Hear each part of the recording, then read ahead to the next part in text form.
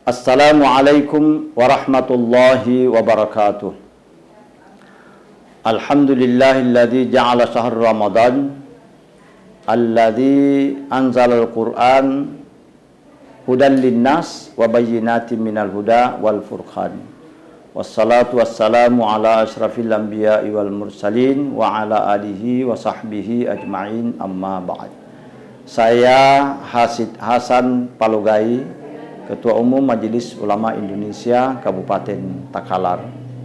Pada kesempatan yang berbahagia ini, pemirsa sekalian yang dirahmati oleh Allah Subhanahu wa taala, kita berjumpa lagi. Pada kesempatan yang mulia ini, saya ingin mengangkat tema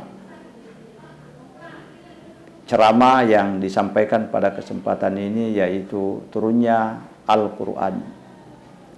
Kitab Al-Quran pertama kali diturunkan oleh Allah Subhanahu wa taala seperti yang disebutkan di dalam Al-Quran, yaitu pada bulan suci Ramadan. Di dalam Al-Quran surah Al-Baqarah ayat 185, Allah berfirman, Syahrul Ramadan alladzi unzila fihi al-Quran hudan linnas wa bayyinatin minal huda wal furqan. Bulan Ramadan itu adalah bulan pertama kali di dalamnya diturunkan Al-Quran, petunjuk bagi manusia, memberi penjelasan terhadap petunjuk, dan sekaligus Al-Furqan, pembeda antara hak dan yang batil. Al-Quran diturunkan oleh Allah adalah diperuntukkan untuk seluruh umat manusia. Manusia yang diturunkan Al-Quran ini dimaksudkan supaya menjadi pedoman di dalam hidupnya. Kita hidup di dunia ini butuh pedoman. Kita hidup di dunia ini butuh petunjuk. Apapun yang ada di muka bumi ini, semuanya butuh akan petunjuk. Karena kalau sesuatu tidak ada petunjuk, pemakaiannya misalnya atau penggunaannya, maka itu pasti akan kacau, akan tidak baik penggunaannya. Contoh misalnya kendaraan yang dibuat oleh manusia, ada buku petunjuknya. Kamera, HP, radio, televisi yang dibuat oleh manusia, pasti semua ada petunjuknya. Demikian halnya Allah Subhanahu wa taala menciptakan manusia ini, ada petunjuk yang diturunkan, yaitu kitab suci Al-Quran. Dia menjadi pedoman, dia menjadi petunjuk bagi kehidupan umat manusia.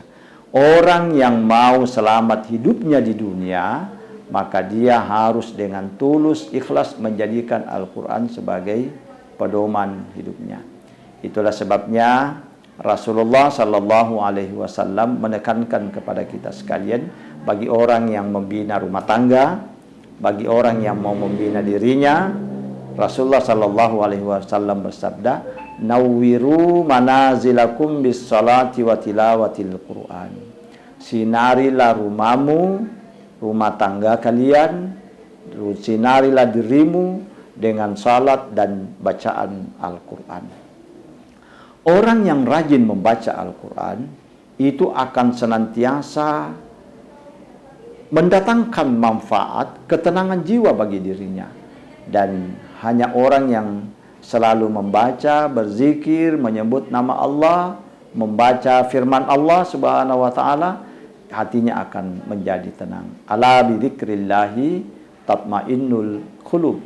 Orang-orang yang selalu berzikir, orang-orang yang selalu ingat Allah, orang-orang yang selalu membaca Al-Quran sebagai kitab suci yang diturunkan oleh Allah Subhanahu wa taala, pasti dan pasti hatinya akan menjadi tenang.